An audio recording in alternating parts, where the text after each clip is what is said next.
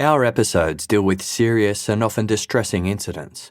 If you feel at any time you need support, please contact your local crisis centre.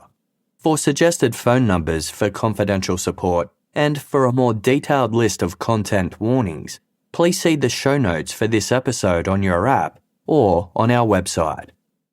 This episode features distressing subject matter pertaining to the sexual abuse of children and the production of child exploitation content. It will not be suitable for all listeners. The names of several witnesses have been changed. From her family's home in the quiet, wind-swept countryside of East Anglia in southern England, 16-year-old Tessa Dorsy posted an ad on the classifieds website Gumtree, wanting to earn some extra money babysitting. It didn't take long before Tessa received a response, but her excitement quickly gave way to confusion when she realised the sender wasn't looking to hire her to watch any children. Instead, a woman named Liz Candell presented Tessa with a strange opportunity. First off, I fully accept that this offer may not be for everyone, so feel free to say no, Liz wrote. But my offer is as follows. I will be interested in receiving from you photographs of yourself either topless or in the nude. Liz admitted that while she wouldn't quite call herself an artist, she had a deep passion for drawing, particularly in charcoal. Liz said she was searching for inspiration, believing the photographs Tessa could provide would fuel her creativity. She encouraged Tessa to adjust the terms of the offer to suit her comfort level, such as taking the photos from behind so her face wouldn't be visible. In any case, Liz assured Tessa that no one would ever see them. In exchange for the images, Liz promised a generous payment of up to £1,200 depending on their quality, quantity, and the poses Tessa was willing to provide. The money could be transferred online via PayPal, a bank transfer, or even Amazon gift cards. The message ended politely. Thanks for taking the time to read this, Liz. Tessa didn't buy Liz's story for a second. She was certain Liz Candell was the fake identity of a man seeking child exploitation material. When Tessa threatened to report Liz, her mask slipped immediately. Her tone turned sharp and cruel as she bombarded Tessa with vile, sexually explicit images of other underage girls. Liz warned that the onslaught was merely a gentle start. The message was clear: comply or face the consequences. If Tessa refused, Liz threatened to send the explicit images to Tessa's friends and family, telling them that the photographs were of her. Disturbed and frightened, Tessa broke down in tears and rushed to tell her mother what was going on. They reported the incident to the local authorities, but it seemed nothing was done to stop whoever was behind Liz Candell. Months later, frustrated by the lack of police action, Tessa took matters into her own hands. She posted a warning about Liz Candell on her online Facebook page, writing, "This man is a sicko and the police aren't doing anything." Her post gained traction and soon caught the attention of Britain's National Crime Agency, or the NCA, the country's highest level of law enforcement which specialises in cybercrime. The NCA reached out to Tessa Dorsy and examined the disturbing photos that Liz Candell had sent her. For the first time, Tessa felt as if her voice was being heard, and it gave her a sense of empowerment to know she was helping track down a dangerous predator. But the images she had been forced to view left a permanent scar on her memory. "Even today, I can't forget those pictures," she later admitted. "I don't think I ever will."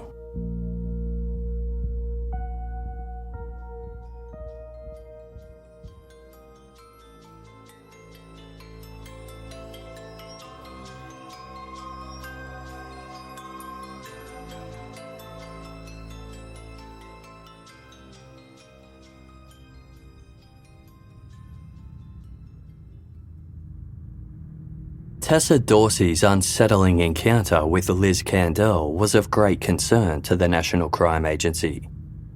For several years, the organisation had been entrenched in a global investigation into the malicious underbelly of the dark web. Unlike the mainstream internet, the dark web cannot be accessed through conventional search engines. It requires specialised software that not only anonymises users, but also encrypts their web traffic, making their activities difficult to trace. Beneath this veil of secrecy lies a sprawling network of hidden websites, forums, and marketplaces. People who inhabit the dark web often do so to protect their privacy, making it especially valuable in regions burdened by censorship or surveillance. It is seen as a haven for secure free speech, expression, and the sharing of sensitive information. However, this same anonymity has also made it a refuge for criminal activity. Everything from drugs and weapons to stolen identities and hacked passwords are bought and sold in this virtual underworld. The original and most notorious of the dark web's illicit marketplaces emerged in 2011 under the name Silk Road, as covered in episode 76 of Case File. The dark web also facilitates the creation and distribution of illegal pornography. And one particularly obscene forum had drawn the scrutiny of law enforcement agencies worldwide. The dark web forum titled Hurt to the Core specialised in a subgenre called hurtcore, a portmanteau of the words hurt and hardcore. Hurtcore is considered one of the most extreme and depraved forms of pornography, as it often involves brutal violence and bodily harm. Dark web expert and author of The Darkest Web, Eileen Ormsby, described hurtcore as a fetish for people who get aroused by the infliction of pain or even torture. She emphasised that a key element of hurtcore is a victim who is not a willing participant. Although adult hurtcore exists, the users who frequented the Hurt to the Core forum weren't interested in just any violent sexual content. Their obsession revolved specifically around children, and the abuse couldn't be simulated or role-played, it had to be genuine. As Eileen Ormsby explained on her self-titled blog, the child's pain is not a byproduct. It is deliberately inflicted, recorded, and posted for the gratification of hurtcore enthusiasts. Hurt to the Core emerged on the dark web in late February 2013, created by a user known only as Lux. Like most individuals on the dark web, Lux was an enigmatic figure who relied on anonymity to thrive. Although Lux ran multiple forums, wikis, chat rooms, video streaming, and image upload services dedicated to pedophilia, Hurt to the Core was his empire, by far his most popular and active creation. His work was so notorious within the dark web that it had even drawn the ire of other resident pedophiles, who staunchly disavowed his promotion of cruelty and violence against children. Lux had earned the reputation as one of the dark web's most hated figures, receiving dozens of death threats each week. But to hurtcore enthusiasts, Lux was king. Lux claimed to be a paediatrician from the United States, but the validity of this claim and his true identity remained a mystery. As part of an investigation into the dark web, American tech journalist Patrick O'Neill reached out to several members of Hurt to the Core who agreed to speak to him through encrypted emails. When Lux caught wind of this, he reached out to Patrick directly, offering to be interviewed publicly for the first time. Securing an exclusive one-on-one interview with a prominent dark web figurehead was an incredibly rare opportunity, given that they typically shunned real-life exposure.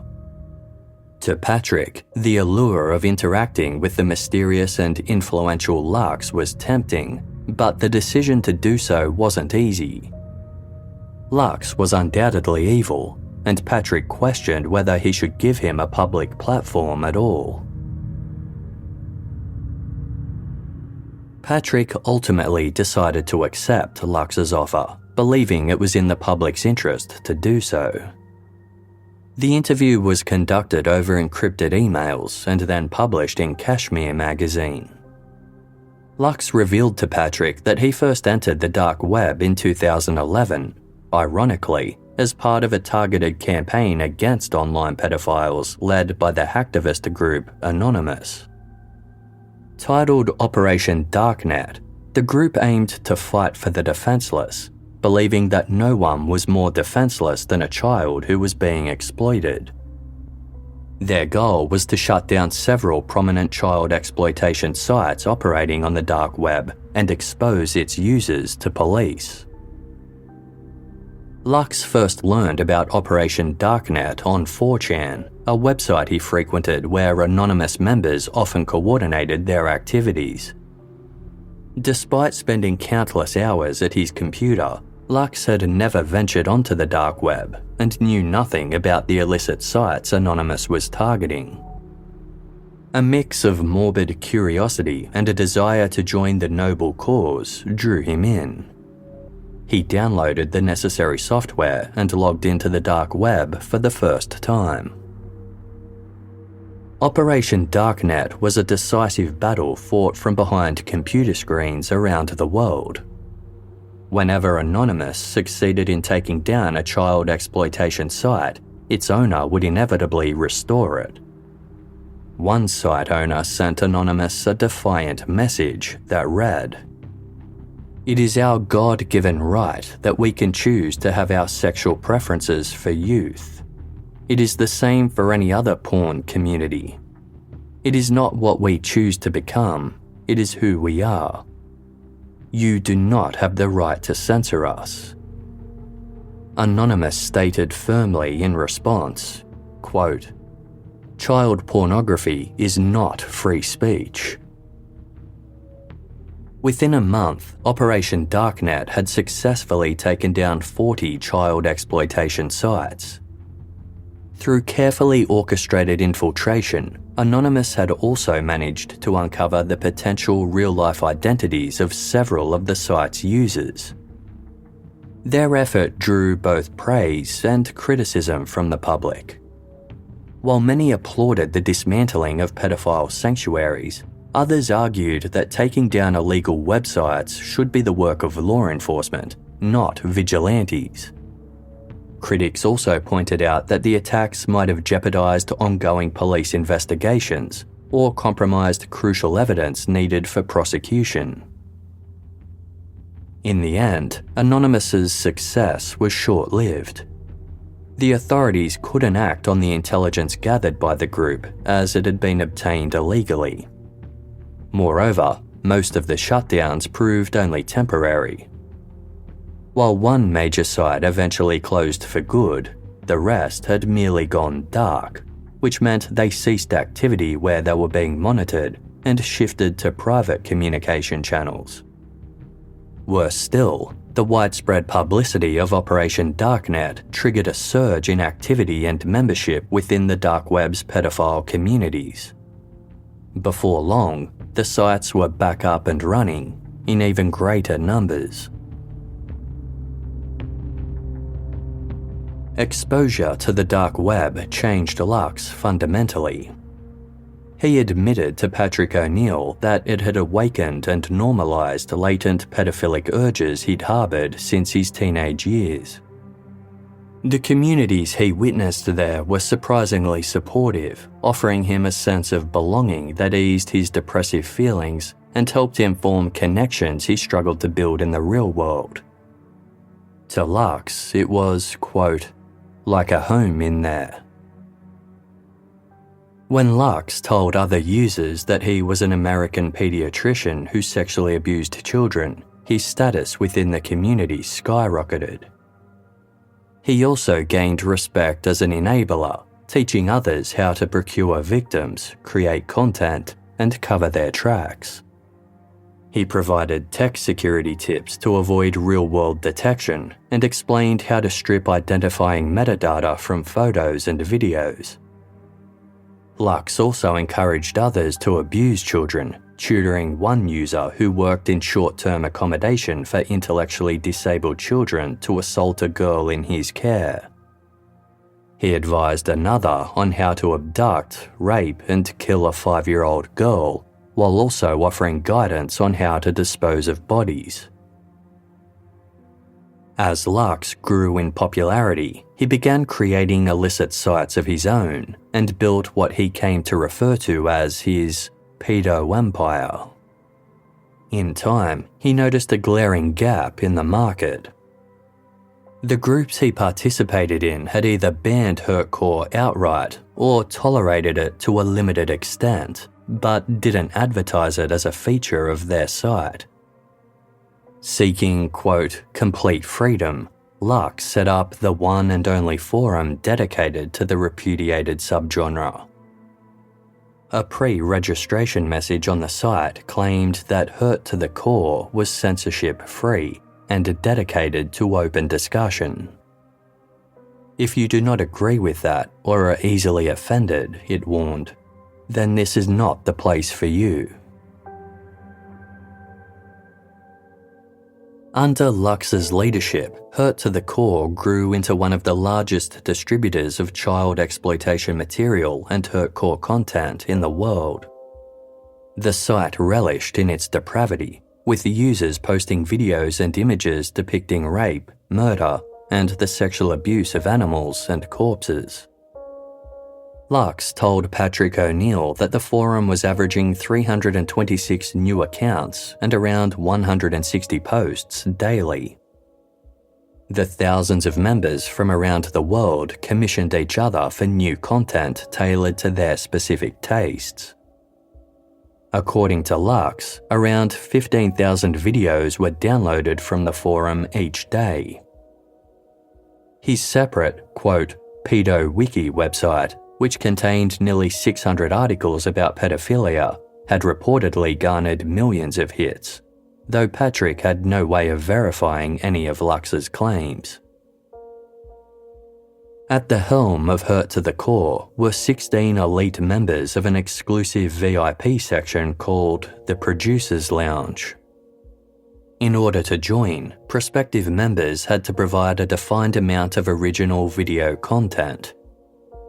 To prove it was original, they made their victims hold up signs or write unique identifiers on their bodies, such as, for Lux. The attention fueled Lux's ego, and he craved notoriety. It was this arrogance that ultimately led him to disregard warnings from his community and agree to speak with the journalist Patrick O'Neill. Despite having earned the title of, quote, the king of hurtcore, Lux told Patrick that he didn't even like hurtcore. He was just defending other people's right to enjoy it. Lux stated, if anyone had ever done such a thing to any of the kids I know, I would put a bullet in their head. Given that, I still think that people who have an interest in such things should have a place where they're able to voice their opinions and desires. Lux explained that he didn't benefit financially from his crimes and had no intention of doing so. He just considered himself a strong believer in free speech.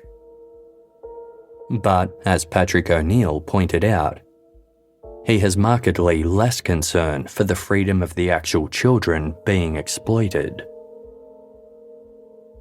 Law enforcement deemed Lux one of the world's worst online pedophiles. Agencies around the globe joined forces to launch Operation Downfall, a coordinated effort to dismantle pedo empire and bring Lux to justice. But Lux and his network were highly skilled in navigating the dark web, making them masters of their domain. Lux was supremely confident in his online security and certain he could never be identified. Aside from the police, Countless others had tried to take him down over the years, including hacktivists and internet vigilantes, but none achieved lasting success.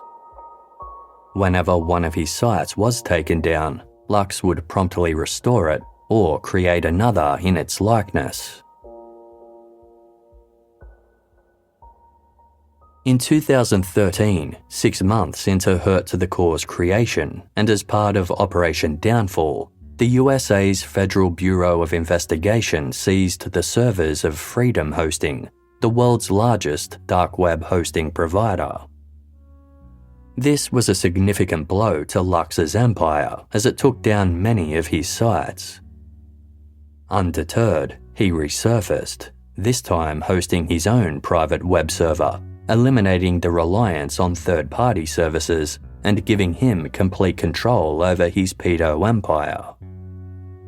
Other dark web users began rapidly setting up sites on Lux's servers, as he announced, "Well, it looks like this empire hasn't fallen yet." To any law enforcement agency who may be reading this, fuck you. You cannot keep us down, and every time you try, we will just get bigger and bigger. So thanks for the publicity and leading more pedophiles to where you can't catch them. Yet, by early 2014, members of Lux's community began to suspect something was amiss, as he had become uncharacteristically slow to respond to their messages. For the first time, Lux's bravado faltered, and he seemed genuinely afraid that the police were closing in on him.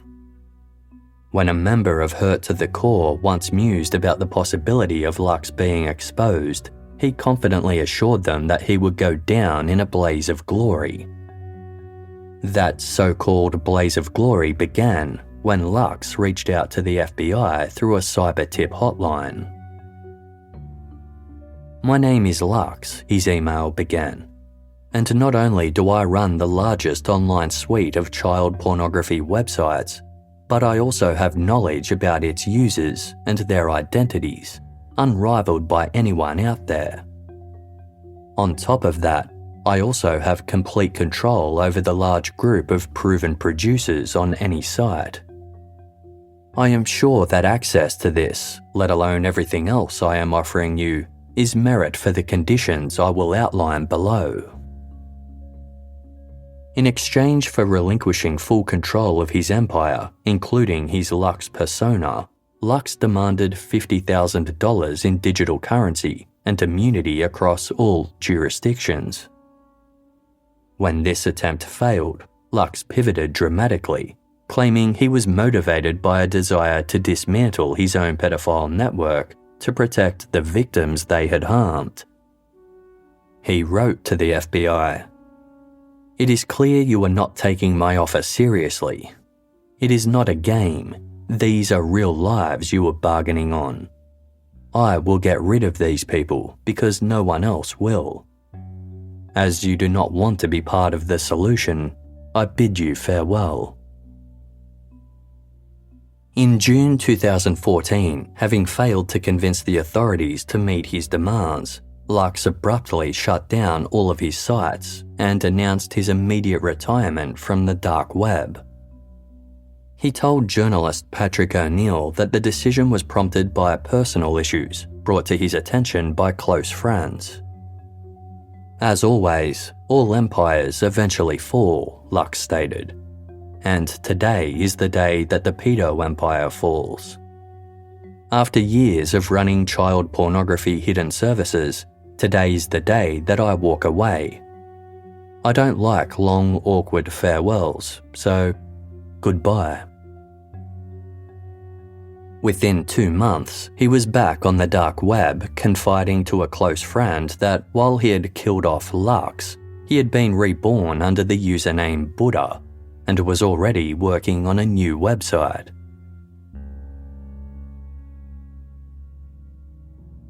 At dawn on Tuesday, August 26, 2014, 3 years after Lux first emerged on the dark web, a police task force in Victoria, Australia, prepared to carry out a raid. Unbeknownst to Lux, he had befriended an undercover officer online who had successfully infiltrated his network. They had gathered crucial intel that led them to where he was hosting his illegal operations, a home on a quiet suburban cul-de-sac in South Morang. The house was occupied by a family of 4, a father, a mother, son and a daughter. Based on their intelligence, authorities believed that one of them was the king of Hurtcore, Lux. Given that Lux's online behaviour suggested he had a degree of life experience, they assumed it had to be the father, a mechanic and panel beater aged in his 50s. But when officers stormed the house, they quickly realised their mistake. As it turned out, Lux was actually the scrawny, pimply-faced son of the family, 21-year-old Matthew Graham. A bright, albeit unremarkable, former nanotechnology student, Graham had dropped out of university and spent the past 3 years holed up in his bedroom, glued to his laptop. Shy, insecure, and socially anxious, he had withdrawn from society and barely interacted with his family. He didn't even come out of his room to eat dinner, though he did occasionally babysit his neighbour's 6 children, all aged under 10. Matthew Graham initially spent most of his time online engrossed in multiplayer games. These communities led him to 4chan, which then guided him into the dark web. When he first took on the Lux persona, Graham was only 18 years old and still in high school. He had always believed himself to be asexual, experiencing no sexual attraction or feelings toward anyone. He claimed his interest in child exploitation material was driven by a mix of repulsion and fascination. As time went on, he consumed increasingly depraved content, seeking an emotional response that never surfaced. Graham said he felt disconnected from the suffering, as if he were from another planet. Yet, he eventually began masturbating to it. Matthew Graham's family was stunned to learn what he had been up to. All this time, they thought he was just gaming in his bedroom. While he had no criminal record, academic issues, or behavioural problems, his parents spoke of his diagnosed schizoid personality disorder, anxiety, and depression, and how he rejected all of their attempts to get him professional help. There was no mention of any significant childhood trauma, humiliation, or abuse that could have explained his actions. The police had considered Lux to be devilishly smart, but outside of the dark web, Matthew Graham was a meek, awkward individual who was, quote, unlikely to win a battle of wits or anything else. Though he initially refused to cooperate, he eventually surrendered the password to his laptop, revealing the full extent of his crimes. Matthew Graham held the most depraved collection of pornography the case investigators had ever encountered. He attempted to spin a narrative, claiming he had established his pedo empire to catch child abusers, an excuse the police quickly dismissed. He finally admitted his real motivation was a desire to be a part of something, explaining, "The sexualization was never anything I was interested in. It was the power within the community." There was no evidence to suggest that Matthew Graham had ever harmed any child left in his care. In fact, despite his assertions online, Graham was classified as a non-contact offender. While he actively facilitated abuse, he never physically committed it himself. However, police believed that if left unchecked, it was only a matter of time before he escalated. Matthew Graham ultimately pleaded guilty to 13 child exploitation charges. Author Eileen Ormsby attended Graham's sentencing hearing in 2016 and recounted the experience in her book, The Darkest Web. With his family present in support, Graham hunched over and sobbed quietly as the details of the crimes he facilitated and encouraged were revealed to the court. Prior to reaching their decision, the judge was legally obligated to view a notoriously depraved dark web video promoted by Graham online, which depicted the abuse of a toddler. At first, the judge couldn't bring himself to do it. When he finally gathered the mental fortitude to leave the courtroom and view the material the next day, he returned half an hour later, noticeably quiet and pale. "It was my clear duty to watch it," he said. "I wish it hadn't been. It is the worst thing I have ever seen. How any human can view that impassively. To you, it was just footage for your stock. It was pure evil. I've seen some shocking things over the journey of my career, and I have never seen anything like that. I can find no like cases. Your case is without parallel." For apparently showing signs of remorse, Matthew Graham was sentenced to 15 years in prison. With good behaviour and concessions, he could be released in as little as 10. As part of Operation Downfall, and with Graham agreeing to be an informer, several other key members of Lux's network were identified and convicted. The investigation also resulted in the rescue of 30 young abuse victims worldwide. News of Lux's arrest sent shockwaves through the dark web. Many were stunned to learn the reigning king of Hurtcore was merely a gaming tech nerd barely out of high school. His downfall was nevertheless widely celebrated, with detractors attributing Lux's undoing to his unchecked arrogance and inflated ego. One user said, "He is now paying the price for his deeds, and he is now another name in the past of Darknet. I figure it is best to let him be in the past and fade away."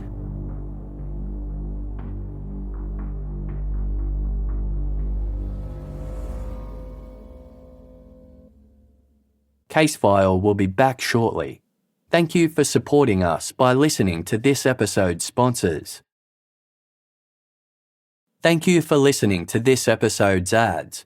By supporting our sponsors, you support Casefile to continue to deliver quality content.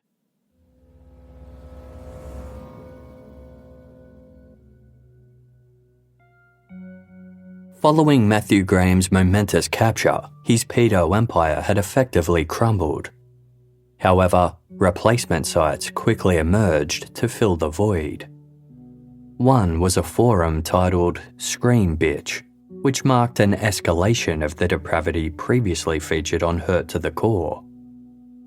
In the years that followed, Scream Bitch flourished, setting authorities back in their efforts to completely dismantle the dark web's thriving pedophile enterprise.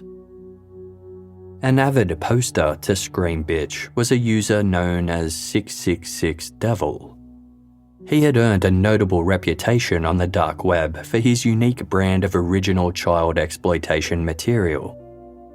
666devil posed online as a woman named Liz Candell and sought out underage girls as young as 12, claiming to be a budding artist willing to pay for nude photographs. He was known to frequent websites like Gumtree and Facebook, where he searched for posts by girls requesting money for innocuous work, such as dog walking or babysitting. He would then offer an exorbitant payment to tempt them into becoming Liz's art subject. "It's up to you. I understand if you don't want to," he assured them, reinforcing the illusion that they were in control and that nothing was amiss. 666devil sometimes engaged his targets in friendly conversations in which he carefully probed for personal details and hidden traumas he could then exploit. He believed that vulnerable girls made for easier targets, as they were often eager to interact with a kind person who was willing to listen. He asked seemingly compassionate questions like, "I'm really interested in you and I want to find out more about you. Isn't your life hard?" He fabricated connections by lying about being infertile and suffering from depression, all the while trawling websites frequented by susceptible, sensitive, or naive girls, including forums dedicated to eating disorders. Although most of his victims were underage girls, his abuse also extended to boys as well as adult men and women. Behind the scenes, 666 Devil carried out reconnaissance, gathering every piece of information he could about his targets, including their name, address, school, workplace, friends, and family. Unaware of the intricate web of deceit being spun around them, the girls eventually placed their trust in Liz and sent her the photographs she requested. The moment 666 Devil received the images, the kind and supportive Liz facade vanished. He revealed to the girls that he wasn't a forlorn artist, but rather their worst nightmare. "Those photos you've sent won't hurt me," he told his victims, "but will end badly for you." The girls were then given two options: complete destruction, 666 Devil explained, or be my slave. He said they could either continue to provide him with explicit photographs of themselves, or he would send the images he already possessed to their family, friends, neighbours, school, employers, and even their bullies. He also threatened to plaster the photos across the mainstream internet, making them go viral. "I'll share your details on the dark web," he warned. "They'll all compete to ruin your life." The girls were given as little as 48 hours to respond. Ignoring his demands was fruitless. If they dared to defy 666 Devil, he promised to distribute the images anyway. Certain no one could ever identify him, he taunted his victims by asserting, "Even if you gave the police direct access to every single thing I have sent you, I am still 100% safe." Confused and paralysed by fear, the victims felt they had no other choice but to comply with 666 Devil. One girl later told police, "I felt stupid and trapped. The idea of people seeing me topless made me feel sick. I knew I couldn't let it happen. I didn't know who Liz was or why she was doing this, but I felt I had no option." After procuring his victim, 666 Devil's demands became increasingly degrading. He ordered the girls to strip naked and take photos with demeaning or offensive comments scrawled on their bodies. He demanded that they photograph themselves licking toilet bowls, brushes, or used sanitary products, eating dog food or excrement, or attaching painful bulldog clips to sensitive parts of their bodies. The cruel demands left many girls with serious injuries, but 666 Devil was relentless. One victim later stated, "Every day when I woke up, there would be a message. When I came home from school, there would be a message. When I wasn't actually talking to him, I was worried about when the next message was going to come through." To exert even greater control over his victims, 666 Devil demanded access to their social media accounts. He also sometimes created fake profiles impersonating his victims to wreak havoc on their personal lives. In one instance, he messaged a victim's schoolmate while posing as the victim, provoking a confrontation by claiming they wanted to fight. When the victim returned to school, they were beaten, completely unaware that the attack had been orchestrated by their online tormentor. The girls always did as they were told, hoping that complying would stop their ordeal from spiralling further out of control. One of the girls, who was in foster care at the time, was told her disabled brother would be taken away from her if she did not keep sending pictures of herself. Yet, with each new photograph sent, things only worsened. 666 Devil made his victims perform violent and sexual acts on their pets and abuse and torture their siblings, some of whom were infants. One girl was ordered to record herself violently stomping on her younger brother. Another was made to sexually assault her 4-year-old sibling. 666 Devil's victims felt helpless as the constant threat of exposure loomed over them. If they stopped obeying, they believed that their loved ones would receive all the humiliating images and their lives would be ruined beyond repair. "Do you really want your friends to see these?" 666 Devil asked them mockingly. "I will do everything I can to make your life awful." The girls were trapped, their lives consumed by paranoia, depression, and in some cases, self-harm and suicidal thoughts. Many of their personal relationships were destroyed as they tried to navigate the struggles of the real world while secretly enduring horrific abuses in the digital one. When one victim told 666 Devil that she was thinking of ending her own life to make it all stop, he replied, "Well, you might end it all, but that would not mean that your images don't get circulated. Your images will still be circulated to your family and it will still be published online. So what good is that going to be to you? You have no choice." One of the girls victimised by 666 Devil later spoke anonymously with the BBC, explaining why she followed his demands. Through tears, she said, "I felt like people wouldn't understand that it wasn't my fault, how it started, and I didn't want to do it. I was ashamed, and obviously you've heard what the pictures were like. They were awful, and I didn't want any of my friends to think that I wanted to do that. But I felt that no one would understand because there was no one there sort of holding a knife to me saying, 'You will do this,' even though it felt like that.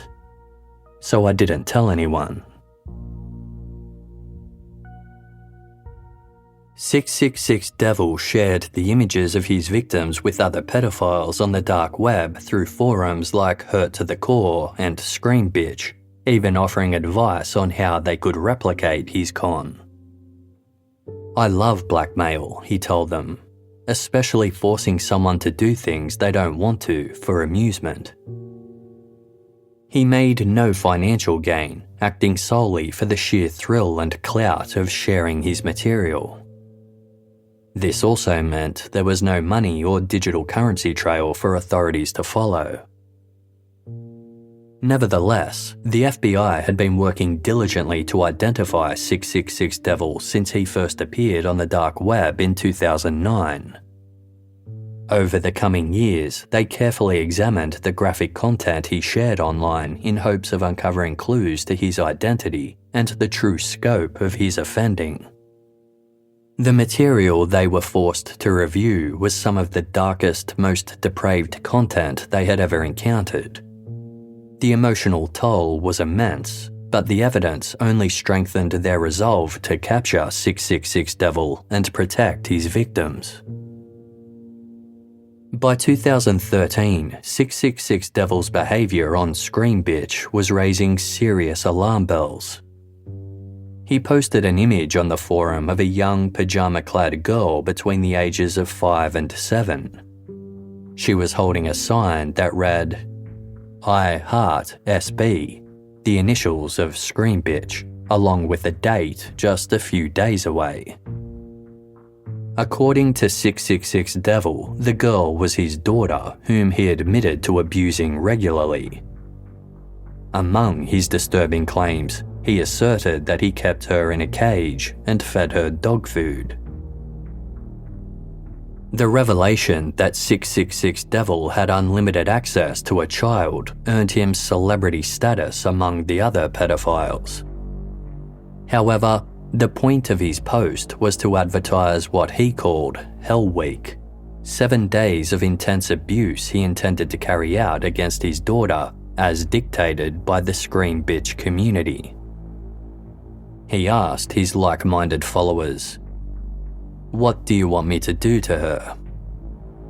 When one replied, "How far are you prepared to go?" 666 Devil responded gleefully, "There are no limits." Users responded excitedly with suggestions on how to terrorize 666 Devil's daughter, from the psychological to the physical. Some of their ideas were considered by the police to be relatively mundane, but nevertheless evil, like mixing bags of white and brown rice in a bowl and getting the child to separate the minuscule grains by colour. Other suggestions were more unsafe, like starving her for a day. The brainstorming session quickly devolved into users encouraging abhorrent criminal acts. One proposed, "Show her the meaning of pain. That would be beautiful to see." 666 Devil replied, relishing the discussion, "I have so many ideas." Although the real-life identity of 666 Devil remained a mystery, intelligence gathered by the FBI suggested that he was likely a man based in the UK. Given the urgency of the situation, they alerted their British counterparts at the National Crime Agency, who sprang into action, desperate to rescue the child at the centre of the abuse. But they had an arduous journey ahead. Even if the assumption that the offender was a British man was correct, there were over 30 million men over the age of 18 in the UK at the time. Trying to find 666 Devil in the real world felt like searching for a needle in a haystack. Undeterred, the NCA launched a dedicated investigation titled Operation Kakam, aimed at bringing down 666 Devil once and for all. They immediately issued a national child rescue alert to all law enforcement agencies across the UK. The alert contained the image of the girl 666 Devil claimed to be his daughter, along with urgent instructions to report any sightings of her directly to the NCA. Meanwhile, NCA staff scoured the conversations taking place on Scream Bitch, analysing every word for clues that might reveal 666 Devil's whereabouts. But as time dragged on, little progress was made. Speaking to the televised series Prime Suspect: Hunting the Predators, NCA Branch Commander Matthew Long recalled the crushing sense of hopelessness investigators felt each time they ended their shifts without finding the girl. Quote, "I remember driving home and feeling an unbelievable pressure that it was Wednesday going into Thursday. There was a possibility that a child might die on Friday." As the deadline loomed, the NCA exhausted every available avenue to try and identify the little girl. Senior Investigating Officer Matt Sutton told Prime Suspect, "It's hard to go home and you haven't safeguarded that child because you know that while you're sleeping, that child could be being tortured." Meanwhile, on Scream Bitch, Hell Week had commenced. 666 Devil provided his cheering sycophants with daily updates about the horrific acts he was committing. The situation grew even more dire when it became evident that 666 Devil posed a threat to other children in his life. When Halloween approached, he described how he intended to lace sweets with screws, nails, and even human excrement before handing them out to unsuspecting trick-or-treaters. He even hinted at inviting them inside to, quote, play. Clinical and forensic psychologist Kirsty Lowe read the alarming exchanges between 666 Devil and his peers to help create a suspect profile. The messages left her stunned. She told Prime Suspect, "How could people really be thinking like this? The cruelty, the absolute cruelty of just not caring at all about what they were talking about. These were people's lives, and he didn't care. You had kids who were just caught in this absolute hell." Based on his online presence, Kirsty believed that in real life, 666 Devil was likely a fairly ineffectual individual who spent a lot of time on the computer, wasn't very sociable, and didn't really fit into society. Yet, with no worthwhile leads emerging, the NCA could do little else but quietly monitor the dark web, waiting for clues. They meticulously searched for even the smallest mistake 666 Devil might have made that could help unravel him, but he never slipped up.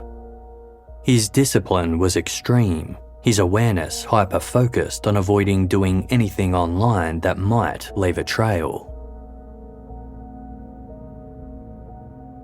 Then, word of a troubling Facebook post reached the NCA. It was written by a 16-year-old girl from southern England named Tessa Dorsy. She described an incident from months earlier when she had posted an ad for babysitting work on Gumtree. She received a message from someone claiming to be an artist named Liz Candell, the false identity knowingly used by 666 Devil to prey upon his victims. Tessa's Facebook post, which warned others that Liz was a predator, prompted the NCA to reach out. Through this connection, they uncovered an email address 666 Devil had used under the guise of Liz Candell to interact with Tessa.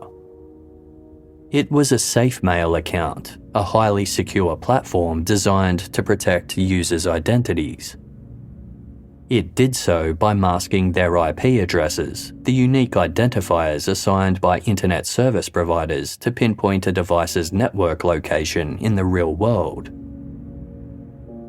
While this prevented the NCA from pinpointing 666 Devil's exact whereabouts, they turned to Gumtree for assistance, hoping the company had records of Liz Candell's interactions on the site.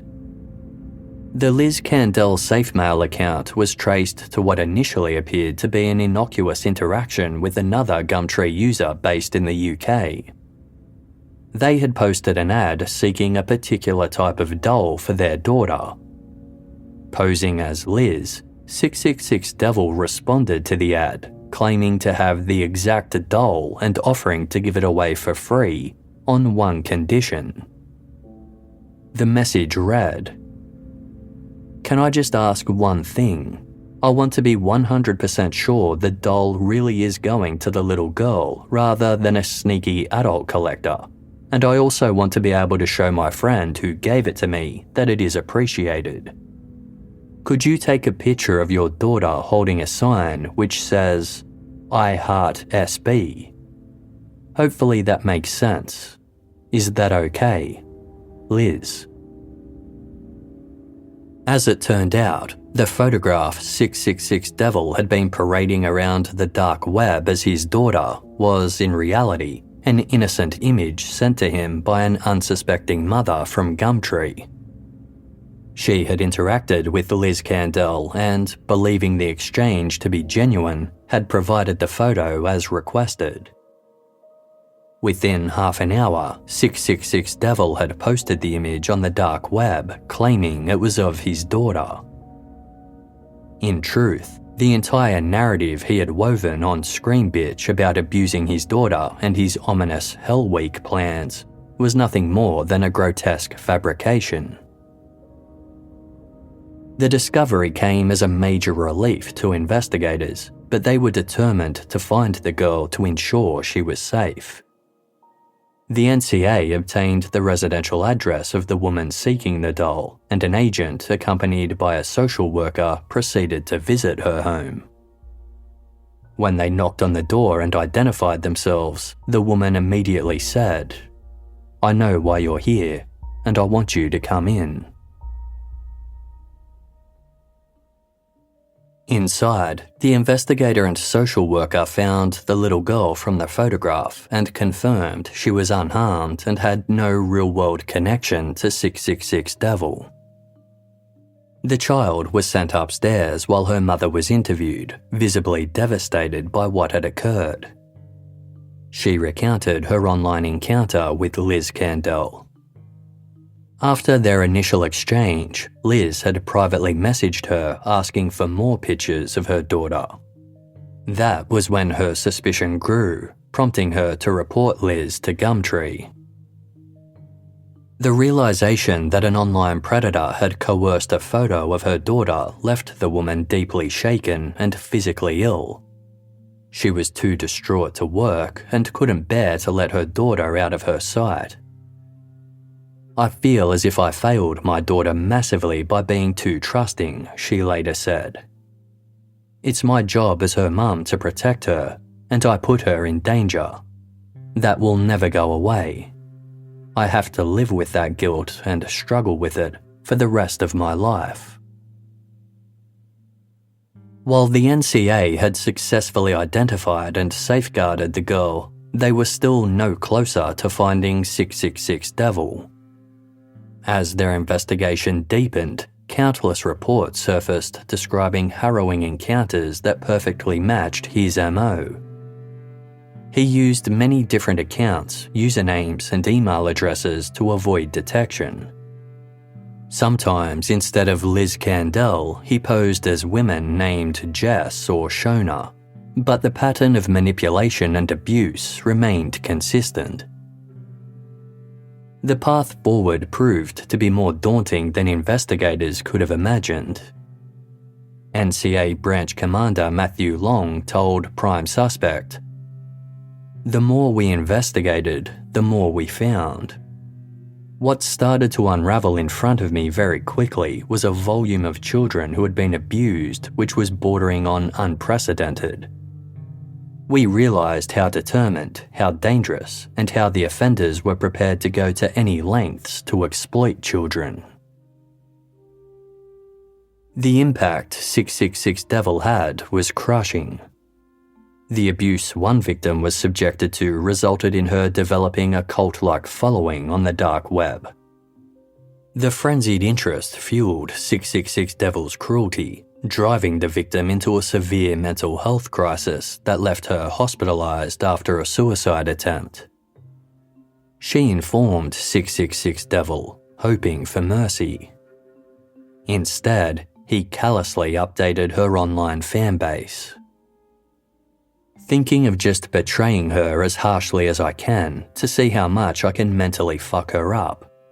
I think there's even a bit of chance of suicide. I am not sure I care if she lives or dies." Any hope the victim had that 666 Devil would take pity on her was quickly dashed. Even as she lay in a hospital bed recovering, he continued to demand more images. Speaking about this incident for Prime Suspect, NCA Branch Commander Matthew Long said, "That victim is having a bad run in life, and his reaction was, 'Great, let's see if I can make them worse. Let me see if I can give them more pain.'" While other cybercriminals the NCA had dealt with had motivations they could fathom, such as money, passion, hate, or revenge, 666 Devil's sole motivation was to inflict pain on others. In online discussions about things he wanted to see at least once in his life, he listed a young girl being used as a dartboard, a video of a child's bones being slowly and deliberately broken, and the abuse of a disabled child. The more the NCA observed 666 Devil, the more their personal hatred for him grew. Operation Kakam soon became the largest online manhunt the agency had ever faced. Yet, the investigation was hampered by a fundamental problem. The internet itself was the crime scene, devoid of physical, biological, or trace evidence to guide their search.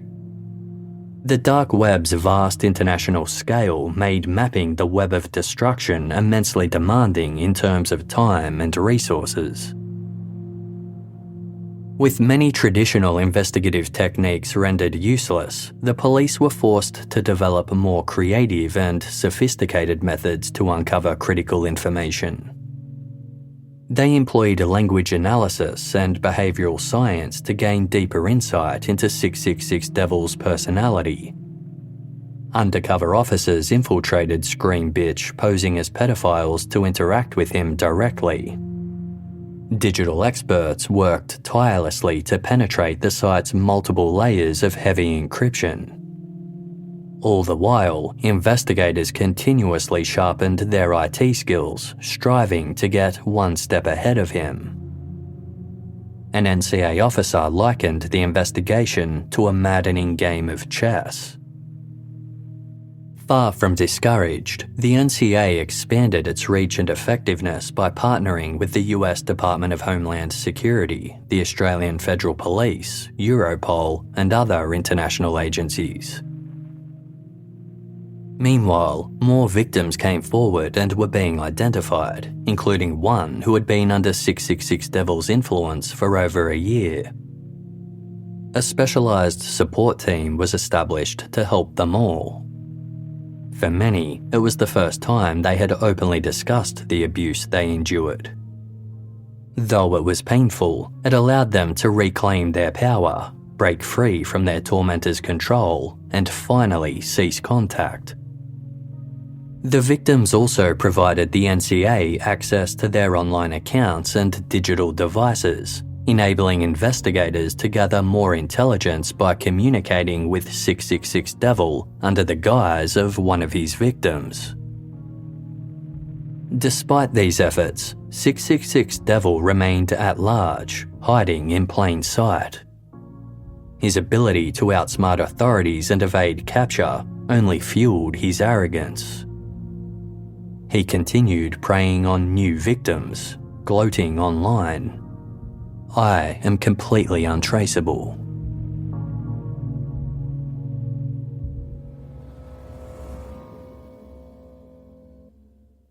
Casefile will be back shortly. Thank you for supporting us by listening to this episode's sponsors.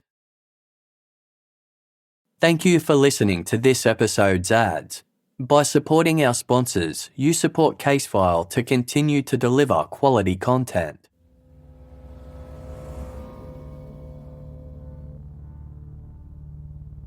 At around 4:30 p.m. on Wednesday, June 21, 2017, 4 years into Operation Kakam, plainclothes NCA agents arrived unannounced at the prestigious University of Birmingham in England's Central West. They headed straight to a faculty member's office and swiftly seized multiple digital devices. To protect their investigative methods for future use, the NCA has not publicly disclosed exactly how they obtained the critical intelligence that led them to this historic moment. They admitted that it began with a tiny but vital lead that eventually pinpointed an IP address linked to a UK residence and, most importantly, a name: Matthew Folder. Identifying 28-year-old Matthew Folder as their prime suspect had allowed Operation Kakam to liberate itself from the tangled digital maze of encryption, aliases, and anonymity that favoured 666 Devil. With the investigation shifting into the real world, the NCA held the upper hand, and the possibility of making an arrest strengthened the team's resolve to see their mentally and emotionally draining operation through to the end. Their first step had been to covertly surveil Folder to determine whether the timings of his online activity matched 666 Devil's, while also identifying the devices he used. By monitoring Folder, the NCA knew he could continue harming others online, but if they moved too quickly, they risked their opportunity to gather critical evidence. Moving too slowly carried its own dangers too. Folder's victims had suddenly begun cutting contact en masse. If he sensed they'd sought help from the police or that something was going on behind the scenes, he could start destroying evidence. It was a delicate balance, the resulting nervous anticipation in the NCA office likened to a brewing storm. It took 3 months of surveillance before the NCA were prepared to make their move. 8 years after 666 Devil was first detected on the dark web, agents arrived at the University of Birmingham, where Matthew Folder worked as a geophysics lecturer while completing postdoctoral research. Folder watched on in frantic bewilderment as his office was raided, shaking his head in disbelief. The unfolding chaos rendered him speechless. When he did speak, his words were stuttered, as though he was desperately trying to figure out how the police had managed to track him down. To psychologist Kirsty Lowe, Folder's stunned reaction was a striking portrayal of his separate online and offline realities crashing together in a way he never believed possible. Speaking to Prime Suspect, an NCA intelligence officer remarked with a wry smile, "I take great satisfaction in the fact that I still don't think he knows how we did it." After being placed in handcuffs, Folder stammered, "So what was it that I've done?" The agents listed the charges he was suspected of: blackmail, causing or inciting a child to engage in sexual activity, possessing and distributing indecent images of children, and causing grievous bodily harm. Folder responded with a nervous attempt at humour, calling it the rap sheet from hell. Matthew Folder, much like Matthew Graham, also known as Lux, before him, embodied the unsettling truth about online predators. They often defied expectations. As NCA Senior Investigating Officer Matt Sutton told Prime Suspect, "You always have some form of idea of who you think you're looking for. It never ends up being right." Far from fitting the stereotype of a dangerous, disturbed or depraved individual, Folder appeared remarkably ordinary. He was a young, highly intelligent and well-respected academic who had graduated from the esteemed University of Cambridge, specialising in seismic oceanography and earning both master's and doctoral degrees. Raised in a wealthy, supportive family with no history of abuse, he had excelled academically from a young age, with one of his tutors stating he was one of the finest students he ever had. Unlike the socially anxious and reclusive Lux, Folder was popular and extroverted. He maintained a long-term romantic relationship and had an active social life with a vast network of friends and associates. His peers described him as larger than life, with a dynamic social magnetism due to his likeable personality and sense of humour. His social media accounts were filled with selfies and revealed a love of dinosaurs, baking, table tennis, crosswords, and 3D printing. With no prior history with the police and a seemingly spotless reputation, Matthew Folder was viewed as a trustworthy figure. The only hint of his online activities was his exceptional skill with computers and a query on his Twitter feed where he once asked his followers how to put nice quality videos online. As Folder was taken into custody for questioning, investigators established a crime scene at his flat in nearby Edgbaston. The residence was described as a squalid lair, with clothes, food containers and other clutter strewn about. In a living space behind a red couch and near a washer and dryer pushed into a corner, stood Folder's desk and computer. The desk itself was as chaotic as the rest of the flat, covered in cords, lamps, stationery and wine glasses.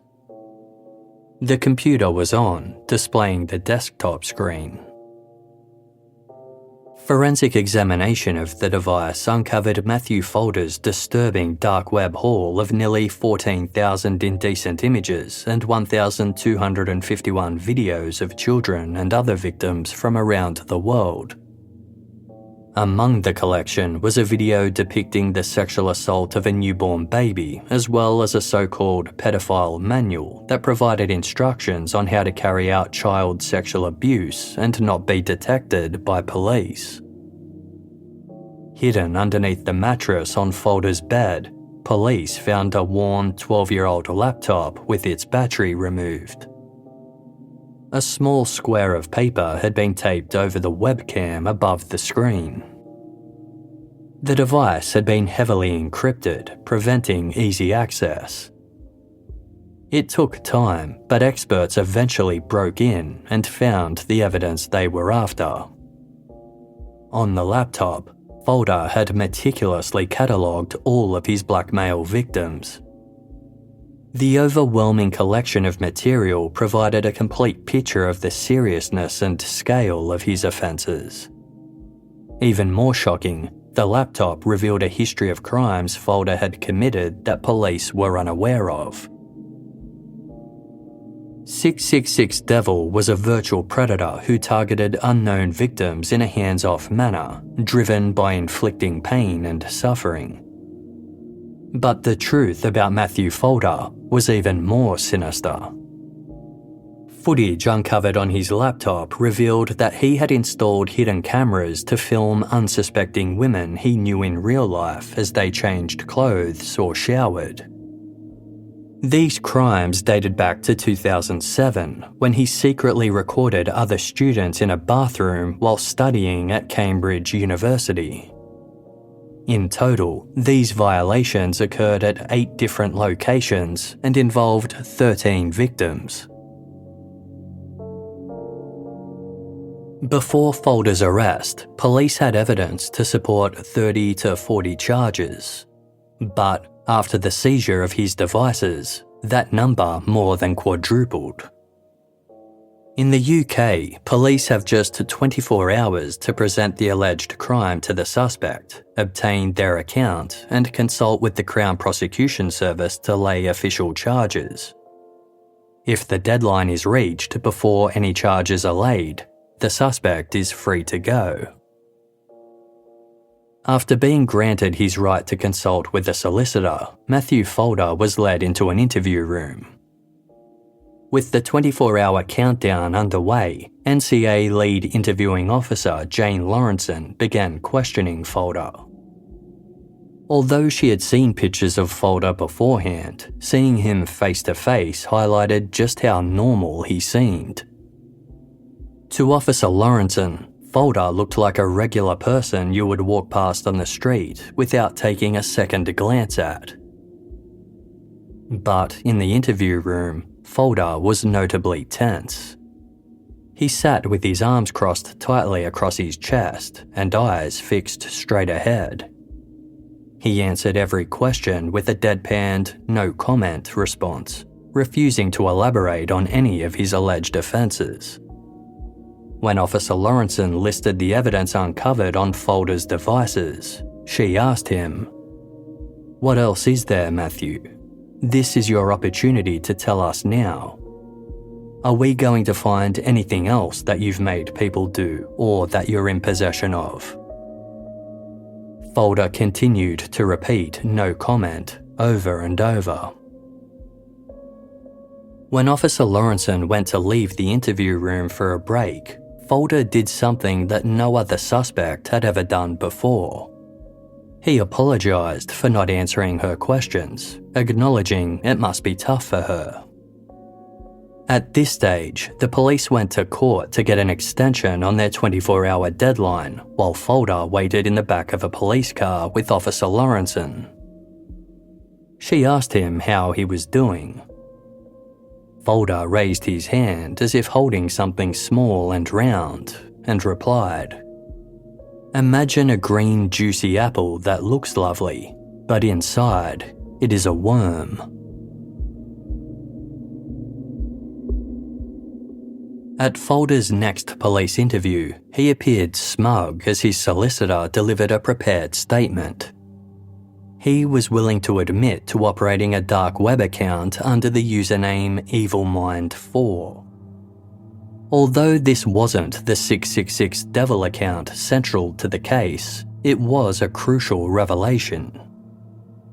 Unbeknownst to Folder, the NCA had already linked EvilMind4 to 666 Devil during Operation Kakam, proving they were the same person. They also connected EvilMind4 to 70 other dark web aliases, including In the Garden, one of the 16 exclusive members of Hurt to the Core's Producers Lounge before its closure. Folder's confession confirmed all these accounts as his, directly tying him to the related crimes. Authorities believed he had victimised upwards of 300 people. Matthew Folder avoided a trial by ultimately pleading guilty to 137 of 188 potential charges, including pedophilia, blackmail, and voyeurism. This admission cemented his status as one of the UK's most prolific pedophiles.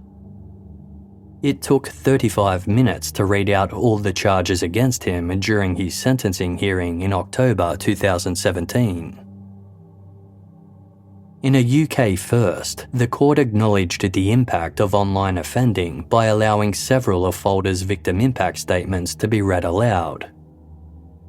They thought about what Folder had done to them every single day and feared they would never recover from the damage he had caused. Some were terrified of meeting or trusting new people. Others had been estranged by friends and family who couldn't understand their actions and were left to view themselves as, quote, dirty, like used goods. The court noted that many of Folder's victims would never have the chance to share their stories because they had been only babies at the time of the abuse. The sentencing judge described Folder's crimes as a tale of ever-increasing depravity in which his behaviour was cunning, persistent, manipulative, and cruel. They stated, "Time and time again, people begged you to stop. Time and time again, you ramped up the pressure. You wanted to assume total control over these victims." Marking the first UK prosecution related to sadistic hurtcore material found on the dark web, Matthew Folder was sentenced to 32 years in prison, followed by 6 years on licence. This meant that after his release, he would serve the remainder of his sentence under strict conditions in the community, aimed at ensuring successful reintegration. It was the longest prison sentence ever handed down to an online predator in the UK. As Folder's 30th birthday approached in October 2018, he appealed his sentence, arguing it was manifestly excessive given that he had pleaded guilty. After reviewing the case, 3 judges at London's Court of Appeal concluded that the original sentencing judge had not given sufficient regard to totality. To ensure a just and proper punishment for the severity of his crimes, the Court of Appeal reduced Folder's prison sentence to 25 years, but increased his on-licence period to 8 years. The outcome was disappointing to the investigators who had spent years tirelessly working to bring Folder to justice. NCA Branch Commander Matthew Long told Prime Suspect, "I hope he never sees the light of day because of what he did to people. But that's not my decision." Although virtual sexual offending like Matthew Folder's is non-contact, its psychological impact on victims is no less devastating. The pervasive nature of the internet leaves victims feeling that no part of their lives is safe, not their bedrooms, their homes, or even their mobile phones. This constant fear isolates them, leaving them feeling like there's no one they can turn to for help. one of Folder's victims explained. At school, I wasn't talking to my friends or thinking about what they were saying. I was just checking my phone to see if there was another message. I couldn't concentrate on anything. I couldn't talk to my family because I felt ashamed of what I was doing. I didn't want to talk to anyone. I didn't want to go out with my friends because he might be there. I didn't feel safe anywhere. Even if he was standing next to me in the street, I wouldn't recognize them. That's what was scary, not knowing who it was or when they might get bored and send the pictures to all of my friends anyway. This type of sexual exploitation falls under the title of sextortion, offending that employs non-physical forms of coercion to extort sexual favours from the victim. With the rise of the internet, sextortion is becoming increasingly common, but the NCA believes it is significantly underreported due to the shame associated with it. In many cases, victims end up taking their own lives. Senior Investigating Officer Matt Sutton told Prime Suspect, "No one is immune to being approached by somebody who's trying to exploit them in some way, shape or form, whether it be for sexual gratification, for money, for anything. Make sure that you know who you're talking to and you're happy to share whatever they're asking for with that person. If you wouldn't share it with your mother, don't put it online, because it means it's something that can be used against you, and it's something that you will only ever live to learn to regret." The illicit dark web forums and websites featured in this case file episode are now defunct, though many others like them remain active or are created every day. Law enforcement officers within the National Crime Agency who helped bring down Matthew Folder liken their efforts to dismantle online pedophile networks to warfare.